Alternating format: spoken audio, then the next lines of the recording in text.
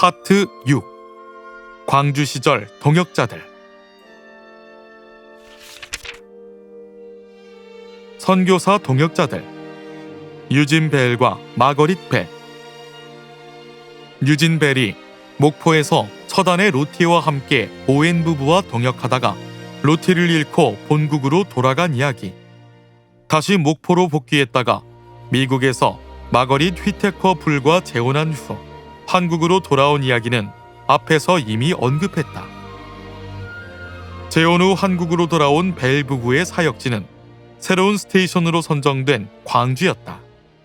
목포에서부터 동역한 오웬 부부와 한국인 사역자들, 즉 변창현, 지원근, 김윤수 가족이 광주에서도 그들과 함께했다. 광주 스테이션의 개척자들은 1904년 12월 20일경에 오늘날의 광주광역시 남구 양림동 지역으로 이사한 후 성탄절에 첫 예배를 드림으로써 광주 스테이션 사역의 문을 공식적으로 열었다. 1906년부터 벨과 오웬은 한국인 조사들과 함께 광주 및 전남 내륙 순회구역을 분담하여 각 지역별로 교회당, 예배 처소, 선교 지소를 확장했다. 그리고 현지 지도자 양육을 위한 성경학교도 운영했다. 광주 스테이션 안에서는 숭일학교와 수피아 여학교를 운영했고 각 지역 교회는 소규모 소학교를 열어 성경과 한글, 산수 등을 가르쳤다. 또한 의료 선교사들의 책임 하에 병원을 운영하며 삼각선교의 기틀을 닦았다. 벨은 1907년부터 1923년까지 평양신학교에서 비전임 교수로 가르치기도 했다.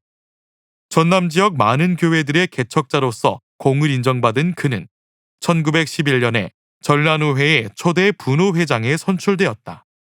이어서 1914년에는 남장로교 선교사로서는 처음이자 마지막으로 조선 예수교 장로회 총회장으로 선출되는 영광도 맛보았다. 1918년 5월에는 모교인 켄터키의 센트럴 대학이 그에게 명예 신학 박사 학위를 수여했다. 첫 아내를 심장마비로 잃었던 벨의 비극은 1919년에 또다시 재현되었다. 서울에서 열린 선교회 회의에 참석한 후 벨은 새로 구입한 차를 몰고 광주로 귀가하고 있었다. 그런데 그가 몰던 승용차가 화성병점의 철도 건널목에서 열차와 충돌하고 말았다. 함께 타고 있던 아내 마거릿과 목포의 동료 선교사 폴 크레인이 현장에서 즉사했다. 다른 동료 선교사 로버트 녹스와 유진 벨은 큰 부상을 입었다. 사고로 인한 육체적, 정신적 충격 및 죄책감에 시달린 벨은 본국으로 귀국했다. 동료 선교사와 한국인 신자 대부분은 벨이 영구적으로 사임하리라 예상했다. 그러나 놀랍게도 벨은 다시 한국으로 복귀했다. 1921년 9월 버지니아에서 1907년부터 군산에서 독신 여선교사로 선교하던 줄리아 다이사트를 세 번째 아내로 맞은 벨은 이듬해 3월에 한국에 다시 복귀했다.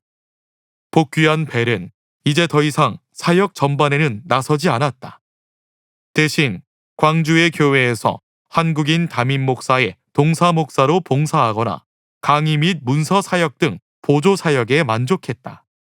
3년 후 1925년 9월 28일에 벨은 광주 양림동 사택에서 질병으로 사망한 후 양림동 선교사 묘역에 안장되었다. 남편이 사망한 후에도 아내 줄리아 다이사트 벨은 귀국하지 않고 사역을 지속했다. 1940년 11월에 제2차 세계대전으로 일본인과 적이 된 미국인과 영국인이 귀국할 때까지 줄리아 다이사트는 광주에서 여성교육에 참여했다. 귀국한 후 줄리아는 플로리다와 노스캐롤라이나 몬트리트의 은퇴 선교사 마을에서 여생을 보내다 1952년 1월 26일에 소천한 후 몬트리트 거주 선교사들이 많이 묻힌 블랙 마운틴 마운틴뷰 묘지에 안장되었다. 엘라 그레이엄. 어먼라라는 한국식 이름으로 불린 엘라 그레이엄은 광주의 여자 미션 스쿨인 수피아 여학교의 초대 교장을 역임한 여성교육 선교사로 알려져 있다. 1869년에 노스캐롤라이나주 마운트 율라에서 태어난 그레이엄은 그린스보로 주립 사범대를 졸업한 교육자였다. 그레이엄은 38세라는 비교적 늦은 나이에 선교사로 지원하여 1907년 11월에 광주 스테이션에 도착했다. 광주에서 그녀가 맡은 일은 안식년을 맞아 미국으로 귀국한 스트래퍼를 대신하는 여성 교육 사역이었다. 도착 직후 한국어 습득에 매진한 그레이엄은 이듬해에 제도와 시설을 정비한 광주 여학교의 초대 교장이 되었다.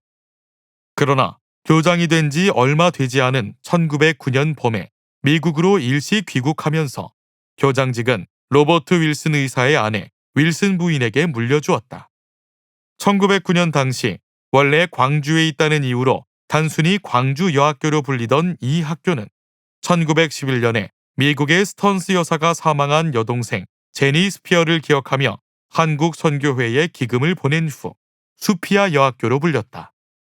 스턴스가 보낸 헌금으로 2층 건물을 지은 후 그 건물을 수피아 홀이라 불렀기 때문이다. 광주로 복귀한 그레이엄은 이후 내내 광주 스테이션이 관할하는 시골 지역을 광범위하게 순회하며 여성 및 어린이 전도에 매진했다.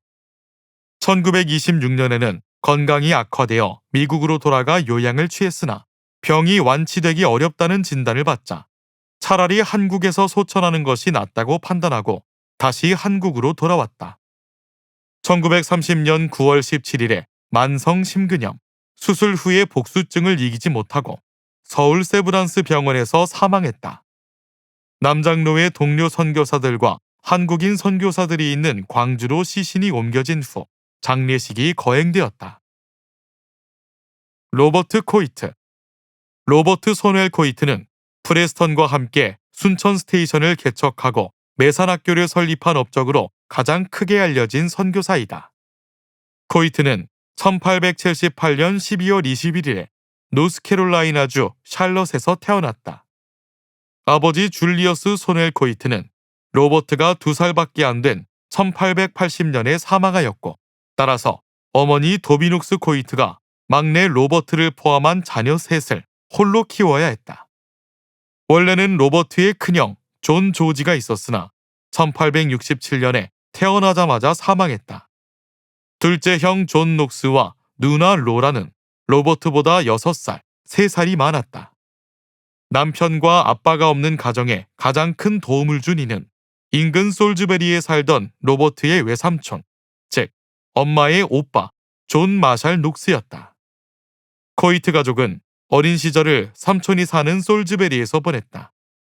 로버트 코이트는 1898년부터 데이비슨 칼리지에 다녔는데 이 학교는 1837년에 설립된 남부 장로교의 대표 대학인 동시에 한국에서 활동한 남장로회 출신의 남성 선교사들이 가장 많이 졸업한 학교였다. 약 30년 후 1929년에 그는 모교에서 명예 신학 박사 학위를 받았다. 데이비슨에 다니던 중 코이트는 노스캐롤라이나주 애쉬 카운티 지역에서 지역민을 대상으로 선교와 전도 활동을 펼쳤다. 그 와중에 해외 선교를 위한 학생 자원자 운동이 마련한 집회에 참석하면서 선교사의 꿈을 키웠다. 대학 졸업 후 1902년부터 1년간은 조지아주 애틀랜타에서, 1903년부터 1년간은 테네시주에서 YMCA 대학부 간사로 활동했다. 1904년에는 켄터키 루이빌 신학교에 입학해서 다니다가 방학에는 멀리 시카고 대학에서 몇 과목을 신청해서 들었다. 1907년 6월 6일에 메클렌버그 노회에서 목사 안수를 받은 코이트는 7월 2일에 한국 선교사로 임명되었다. 한국으로 가기 위해 준비하는 동안 고향 노스캐롤라이나 샬럿의 제2장로교회에서 부목사로 사역했고 남장로회의 대표적 해외 선교 운동인 전진운동에도 참여했다. 1908년 9월 1일에는 미시시피 대학 음악과에서 성악을 전공한 세실 매크로 우즈와 결혼했는데 식장은 신부의 모교회 미시시피주 메리디언 제1장로교회였다. 선교비가 충분히 모이지 않아서 한국으로 출발하는 것은 1909년 2월 중순까지 연기되었다가 결국 한 달 여정 끝에 3월 16일 목포에 도착했다.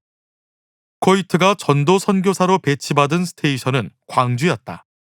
그러나 도착한 지 며칠 지나지 않은 4월 3일에 선임 선교사 클레멘트 오웬이 전남 동남부 순회전도 중에 질병에 걸려 광주로 후송되었다가 사망했다. 선교사로 도착하자마자 비극의 현장을 목격하고 큰 충격을 받았기에 이 사건은 코이트의 생애에 큰 전환점이 되었다.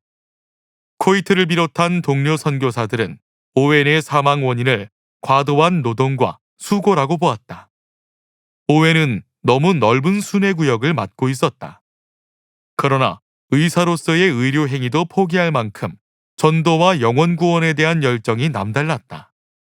열정이 과하게 뜨거워서 자기 몸 상태를 알면서도 무리하게 먼 여행을 떠나 힘든 사역에 임하다 사망한 것이다. 이를 계기로 남장로의 한국 선교회는 전남 동부를 관할할 새로운 스테이션을 개설하기로 확정했다. 그리하여 프레스턴과 함께 동부 개척 책임을 맡게 된 이가 바로 코이트이다. 실제로 코이트는 프레스턴, 이후에 합류하는 존 커티스 크레인과 함께 순천 스테이션이 개척된 1913년 이후 17년 동안 순천 스테이션을 이끈 대표 지도자가 된다. 한국에 도착한 1909년부터 순천으로 이동하기 전 1912년까지 코이트는 순회전도, 100만 인구령 운동의 일환으로서 쪽복음 전도, 동부 답사, 선교회 회계 업무, 광주 서점 관리, 순천 스테이션 부지 매입, 공사 감독 등을 맡았다. 순천 스테이션 신설에는 비용이 많이 들었다. 이 비용은 1911년에 안식년으로 미국으로 간 프레스턴이 윌리엄 전킨 선교사의 처남 에드워드 리들리 레이번을 찾아감으로써 해결되었다. 에드워드 레이번이 담임하던 노스캐롤라이나 더럼제일 장로교회의 장로 조지 와츠가 거액을 후원한 것이다. 이 후원 덕에 순천 스테이션은 남장로회 한국 선교회의 스테이션 중 교회와 학교, 병원, 시약소, 기숙사, 선교사 주택, 정원과 놀이터 등이 한 번에 일괄 마련된 유일한 스테이션이 되었다. 프레스턴과 코이트는 1913년 4월 20일에 순천 스테이션으로 이사했다. 이후 코이트는 프레스턴, 신임 선교사 찰스 프레트와 함께 스테이션의 순회 지역을 분할했다. 코이트는 이중 동부, 즉 구례와 광양을 책임졌다. 그러나 순천 이사 후 한 주 만에 그에게도 비극이 닥쳤다. 코이트의 어린 두 자녀 토머스와 로버타가 이질에 걸려 앓다가 4월 26일과 27일에 연속으로 사망한 것이다. 당시 그의 아내는 셋째 로버트를 임신하고 있었는데 그녀도 이질로 크게 앓았다. 그러나 다행히도 9월에 로버트를 무사히 출산했다. 세 가족은 이런 비극에도 불구하고 1년 더 선교지를 지키다가 1914년이 되어서 1년간 안식년을 가졌다. 1915년에 한국으로 복귀한 코이트는 여전히 순천과 인근 지역을 중심으로 활동했다. 교회의 초등교육과 장막 집회가 이 시기에 새로 추가된 사역 형태였다. 교회 초등교육은 전주의 여이사 마사 잉골드 테이트가 제작한 소요리 문답을 암송하게 하는 것이 제일 중요했다. 한편 당시 한국 아이들이 공립보통학교에 다니는 비율은 약 10%밖에 되지 않았다. 그 공백을 교회가 운영하는 초등학교가 메웠다.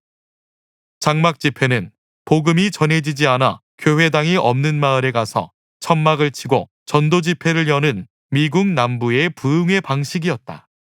1922년부터 1년간 두 번째 안식년을 갖고 다시 복귀한 코이트의 사역 공간이나 방식은 이전과 크게 다르지 않았다. 두 아이를 잃은 후 다시 태어난 사남매가 성장하자 아내 세실 우즈에게도 시간적 여유가 생겼다. 우즈는 순천의 선교사 자녀 학교와 매산 여학교에서 학생들을 가르쳤고 순천읍교회에서 성가대를 지휘했다. 1929년 2월 코이트의 독감 증세가 심각해졌다. 원래 1930년에 안식년이 예정되어 있었지만 동료들의 권유를 받아들인 코이트는 1929년 10월에 가족과 함께 미국으로 귀국했다. 그는 귀국 후 곧바로 볼티모어의 존스 홉킨스 병원에 입원했다. 퇴원 후 요양에 들어갔지만 생존 기간은 길지 않았다. 코이트는 투병을 시작한 지 3년 정도 지난 1932년 5월 12일에 노스캐롤라이나 애쉬빌에서 사망하였고 학창 시절을 보낸 솔즈베리에 묻혔다. 로버트 윌슨. 로버트 윌슨은 광주의 의사 놀런이 1907년에 금광에 취직하기 위해 선교사직을 사임한 후 1908년부터 1928년까지 광주 의료 사역을 책임지고 이어서 1941년까지는 애양원에서 한센인을 돌본 의사였다. 그는 남장로회 의사 중에서 드물게 30년 이상 의료 사역을 지속한 인물이었다. 1908년에 광주에 온 윌슨이 오웬과 동료 선교사로서 교제한 기간은 약 1년으로 그리 길지 않았다. 그러나 오웬과 그의 아내 조지아나 휘팅이 모두 원래 의사이기도 했기에 오웬이 순회 전도를 위해 외부에 나가 있는 때가 아니면 여유 시간에 이들 두 가족은 아마도 좋은 교제를 나누었을 것이다. 오웬이 1909년 4월에 장흥으로 전도하러 갔다가 거의 주검이 되어 돌아왔을 때 광주에서 오웬을 맞아 치료한 의사는 윌슨이었다. 그러나 그는 자신이 손쓸 수 없을 만큼 오웬의 상태가 위중하다고 판단하고 목포에 있던 선임 의료사 프레드 릭 포사이드에게 도움을 요청했다. 전화를 받은 포사이드는 목포에서 광주로 오는 길에 한센병이 심각하게 진행되어 거의 죽어가는 여성을 발견하고는 이 여성을 자기 말에 태우고 자신은 걸어서 광주로 왔다. 그러나 그가 도착했을 때 오웬은 이미 사망한 후였다. 오웬을 치료하지는 못했지만 포사이드는 윌슨과 함께 한센병 여성을 벽돌가마에 들여서 다른 환자들과 격리하여 치료하려고 노력했다. 이 노력의 결과 윌슨의 주도하에 광주 나환자 병원 사역이 시작되었다. 윌슨은 나환자 치료 사역을 지속하기 위해 영국과 미국의 구라 선교회에 편지를 보내 기금을 요청해서 매년 후원금을 받았다. 스코틀랜드 에든버러의 구라 선교회는 1912년에 광주 변두리 봉선리 지역에 한센인 800명을 수용할 수 있는 건물의 건축 비용을 지원해 주었다. 일본 황후가 이 사역에 관심과 애정을 보이자 일본 정부와 조선 총독부 당국도 매년 보조금을 지원했다. 하지만 약속된 보조금이 제때에 지급되지 않자 윌슨이 자신을 돕는 최흥종과 함께 한센인 환자들을 트럭 한 대에 태운 뒤 도청 입구에서 시위하면서 보조금을 당장 지급하지 않으면 이들을 도창에 투입하겠다고 위협하여 돈을 받아냈다는 일화도 있다. 윌슨은 광주 나병원 사역을 전도의 도구로 적극 활용했다. 병원을 찾은 환자에게 적극적으로 복음을 전하여 1913년에는 입원 환자 60명 중 40명 이상이 신자가 되기로 결단하는 결과도 나타났다. 이에 윌슨은 1913년에 나병원 안에 교회를 따로 세우고 이 교회를 존 탈마지 선교사에게 맡겼다. 한센인 사역자에 대한 소식이 전국으로 널리 퍼지자 전국 각지의 한센병 환자들이 광주로 몰려들었다. 이로 인해 불만과 공포에 사로잡힌 광주 나병원 인근 주민들과 선교회 간의 갈등이 심해졌다. 주민들은 정부에 직접 진정을 넣었다. 총독부는 이를 중재하기 위해 선교회에 한센인 병원을 무안군의 국유지로 옮기라고 요구했으나 윌슨과 선교사들은 광주에서 너무 멀리 떨어져 있고 교통이 극히 불편하다는 이유로 이를 거부했다. 결국 1926년에 선교회는 오늘날의 예수시 율촌면 신풍리에서 적절한 부지를 찾아낸 후 병원과 교회, 거주시설을 신축하고 환자들을 이곳으로 옮겨 수용했다. 오늘날 한국말로 애양원이라 불리는 이 공간을 선교사들은 후원자의 이름을 따서 비더울프 나환자 시설이라 불렀다. 그러다가 책임자 윌슨 선교사의 이름을 따라 윌슨 나병시설, 윌슨 나병센터 및 재활병원으로 개칭했다.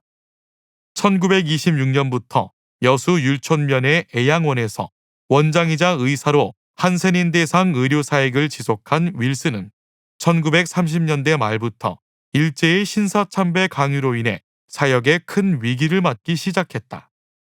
이미 남장로의 한국 선교회는 일제의 신사참배 요구에 저항하며 1937년에 선교회 산하 모든 미션 스쿨을 폐교한 상태였다. 교회에도 신사참배 강요의 물결이 더 강하게 밀어닥치자 애양원 교회가 속해 있던 순천교회도 1938년 4월에 신사참배를 하기로 결의했다. 그해 9월에는 조선장로회 총회가 신사참배를 공식 결의했다. 노회의 신사참배 결의 당시 애양원 교회 담임이었던 김은규 목사는 교회를 유지하기 위해 마지못해 산 사람에게 동조했다. 그러나 애양원 교회에 더 대담하고 철저한 신자들은 김은규 목사의 처신을 우상숭배의 죄라고 강력하게 비난했다. 이 분위기에 굴복하고 김은규 목사가 사임하자 손양원 목사가 후임으로 애양원 교회를 맡았다. 손양원 목사는 굴복하지 않고 신사참배에 저항하는 기계를 보여주었을 뿐만 아니라 감염 위험에도 불구하고 환자들과 자유롭게 어울리고 함께 식사까지 하는 등의 행동으로 환자들과 신자들의 큰 사랑을 받았다. 1939년부터 제2차 세계대전이 발발하면서 일본과 미국은 상호 적이 되었다. 그러면서 일본 본국 및 식민진의 연합국 시민에 대한 위협이 심해졌고, 이에 1940년 10월에 선교 현장에서 철수하라는 명령이 미국 정부에서 하달되었다. 다른 선교사들이 떠난 후에도 얼마간 애양원을 더 지켰던 윌슨 부부도 곧 한국을 떠났다. 손양원과 남아있던 탈미지 선교사는 투옥되었고, 특히 탈미지 선교사가 1942년에 추방되었다. 이로써 애양원에 대한 남장로회 선교회와 해외의 재정 지원이 당분간 중단되었다.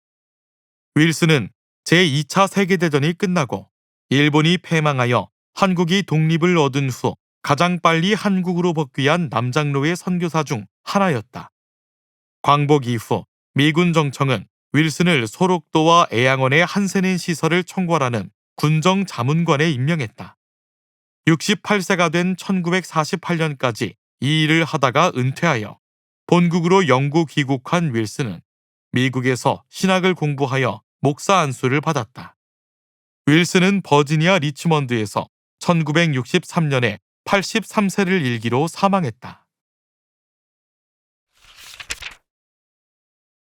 한국인 동역자들. 광주에서 활동한 시기에 한국인으로서 오웬과 동역한 인물들은 크게 둘로 구분할 수 있다. 한 부류는 목포에서부터 함께 활동하다가 그 동역 관계가 광주에까지 이어진 경우로 변창현과 지원근, 김윤수가 여기에 해당한다. 두 번째 범주에 드는 인물은 오웬이 광주에 와서 동역하게 된 이들로 백영수와 조상학, 최흥종이 여기에 해당한다. 목포의 동역자들을 다루면서 변창현, 지원근, 김윤수에 대해서는 이미 서술했으므로 여기서는 백영수, 조상학, 최흥종에 대해 알아본다. 백영수와 조상학. 목포에서 광주로 이동할 때 벨의 조사 변창현과 오웬의 조사 지원근은 온 가족이 한마음이 되어 선교사 동역자들을 따라 나섰다. 1904년 12월 25일에 첫 예배를 드린 후에 계속해서 밀려드는 새로운 신자들과 관심자들로 예배 공간은 늘 부족했고 전도와 양육을 이끌어갈 선교사 및 한국인 사역자 인력도 턱없이 부족했다. 이에 벨과 오웬은 1905년부터 변창현과 지원근 외에 자신들을 도와 광주 및 외곽 지역 순회 전도와 관리를 맡을 조사 선발과 양성 계획을 세웠다. 당시 규정에 따라 선교사 1인당 유급 조사가 2명까지 배치될 수 있었다. 그러나 광주 바깥에 외곽 선교 거점을 설립할 수 있을 만큼 신자들이 많이 생겼으므로 그 선교 거점을 전담할 무급 조사가 더 필요했다.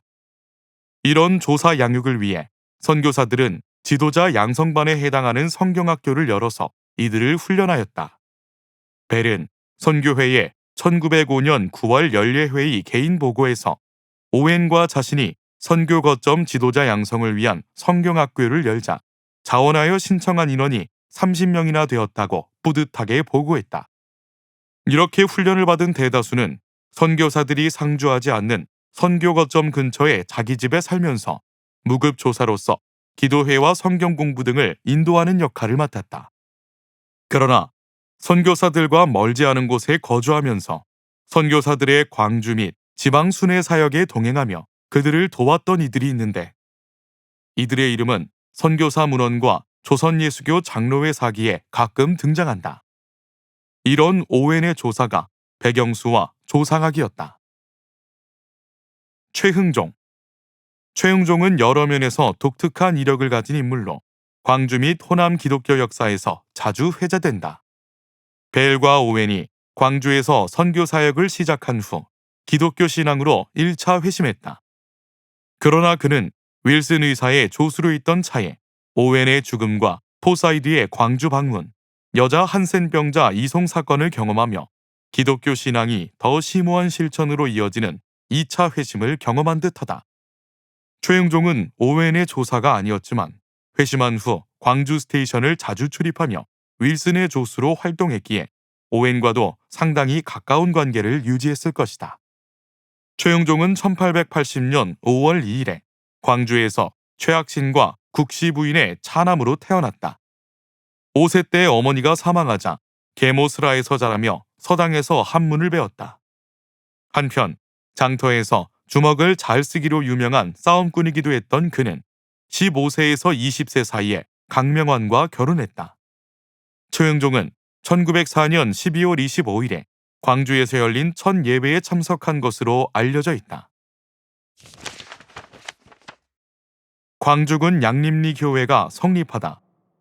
초에 선교사 배유지, 오기원, 조사 변창현과 교우 김윤수를 동반하여 목포로부터 본리에 도착하여 사택을 정하고 열심 전도한 결과로 최흥종, 백영수 등이 신종하여 자기 사랑에서 예배하다가 신도가 점차 증가되므로 북문 내에 와가로 예배당을 건축하고 후에 김윤수, 최흥종 2인을 장로로 장립하여 당회가 조직되고 기후 남궁협, 이득주, 홍우종이 계속 심우하니라.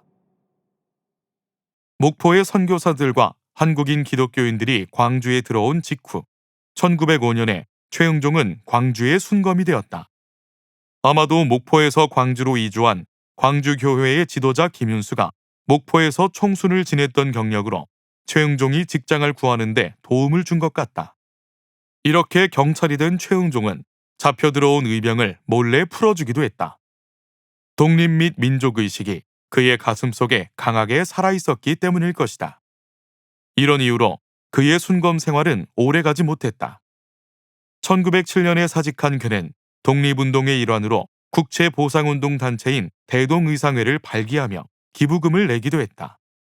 같은 해에 세례를 받고 원래 이름 영종을 버리고 흥종으로 개명했다. 경찰직을 포기한 그는 광주 농공은행에서 8개월가량 근무한 후 1908년 3월에 윌슨 선교사의 어학 선생 겸 조수로 취직했다.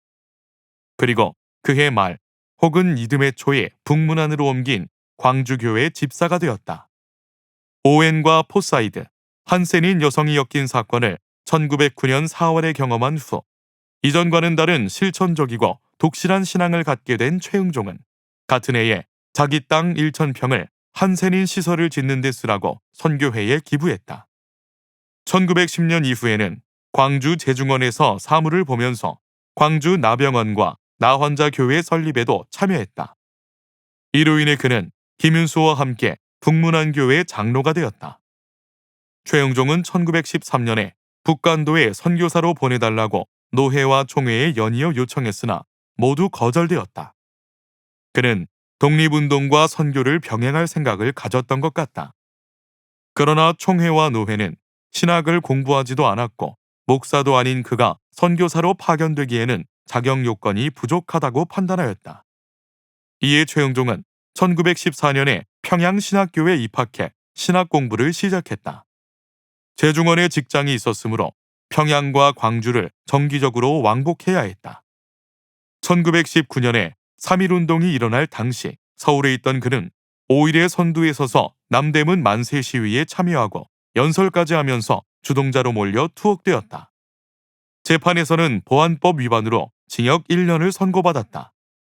1920년 6월에 추록한 후에는 다시 평양신학교 학업을 재개했고 동시에 광주 북문박교회 담임을 맡았다. 목회를 하면서 조선노동공제회 광주지회장으로 노동운동도 주도했다.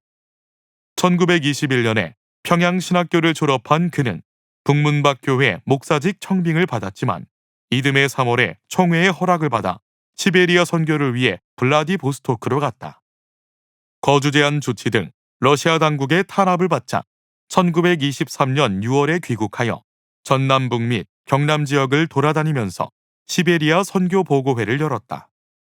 광주 북문안교회 목사가 된 그는 1923년 9월에 다시 광주 소작인회 연합회 회장으로 동양척식회사와 맞서는 농민운동에 뛰어들었다. 광주 YMCA 회장에도 취임했다. 기독교와 노동운동, 농민운동, 청년운동을 결합하려고 노력한 것이다. 1927년 10월에는 신간회 광주지회 창립총회에서 초대 회장이 되었는데 참석자 다수가 3.1운동과 광주 YMCA 참여 인사였다. 1927년 제만동포 옹호동맹위원, 1928년 광주교육보급회 이사, 사립보통학교 유지방침연구회 위원, 광주보통학교 유지회 위원, 광주철도기성회 상임위원 등 광주에서 맡을 수 있는 거의 모든 사회 및 교육운동단체의 임원으로 선출되었다. 이렇게 적극적으로 광주에서 사회운동의 주역으로 활약했던 그는 1929년 6월부터 다시 목회에 집중하기 시작했다. 7월에 제주 모슬포교회 담임으로 내려간 그는 1930년에 제주노회 초대 노회장으로 선출되었다. 그러나 1931년 7월에 수토불복증이라는 질병에 걸려 모슬포교회 담임 목사직을 내려놓고 제주를 떠났다. 이때부터 최응종은 한센인 구제 사역으로 방향을 전환한다. 서울로 올라간 그는 9월에 조선 나병환자 구제회와 조선 나병환자 구제연구회를 조직해서 전국의 유명 민족주의 인사를 규합하여 발기인과 이사진 명단에 넣었다. 그러나 사람들의 관심과 지지, 모금이 여의치 않자 다시 1932년 6월에 서울의 한센인 30여 명을 데리고 여수 애양원으로 내려갔다. 종교계와 운동계, 교육계 등 광범위한 공간에서 이런 30여 년간의 파란만장한 노력에도 불구하고 자신이 원하는 것을 제대로 이룬 적이 없다는 자괴감과 낙심 때문인지 그는 1932년 6월 무렵부터 자신에게 오방이라는 호를 붙여 부르기 시작했다. 직역하면 5가지를 막아 방지한다는 뜻인데 이 5가지는 세욕, 식욕, 명예욕, 무욕, 생명욕에 대한 방지 혹은 가사의 방만, 사회의 방일, 경제의 방종, 정치의 방기, 종교의 방랑이라는 의미가 들어있다고 한다. 그만큼 세상과 욕망에 초연하게 살겠다는 선언이었다. 실제로 그는 1935년 9월 25일에 서울에서 세브란스 병원의 기독교인 의사 오긍선에게서 거세 수술을 받음으로써 오방이라는 호가 단지 구호만이 아니라는 것을 행동으로 보여주었다. 수술에서 회복된 후에는 목포에 머물면서 한센인 구제 사역에만 집중했다. 1937년 1월에는 모든 외부 활동을 중단한다는 의미로 사망 통지서를 지인들에게 발송했다. 이후 그는 한국 교회의 이중성과 부패, 타락, 사대주의에 대해 신랄한 비판을 하며 더 이상 기성교회와는 관계하지 않겠다는 의도를 자주 표현했다. 해방될 때까지는 광주 무등산 증심사 계곡에 칩거한 채 병자, 빈민, 거린들을 위한 활동에 전념했다. 해방 이후 최응종은 다시 세상으로 나왔다. 해방 전국의 다양한 정치 계파들의 부름에 응했다가 얼마 지나지 않아 털어버리고 떠나는 일이 반복되었다. 한국 나예방협회를 조직하고 광주 국민고등학교를 설립하고 호남신문사 초대 회장이 되고 호혜원, 송동원 같은 복지시설을 설립하기도 했다. 그러나 1950년 이후에는 다시 산으로 들어가 오직 한센인들과만 지내며 칩거를 재개했다. 1964년 12월 30일에 최응종은 유언장을 작성해서 발송했다. 1966년 2월부터는 단식과 절필을 선언했고 결국 5월 14일에 사망했다. 장례식은 5월 18일에 광주공원에서 열렸는데 광주에서 처음 열린 시민장이었다.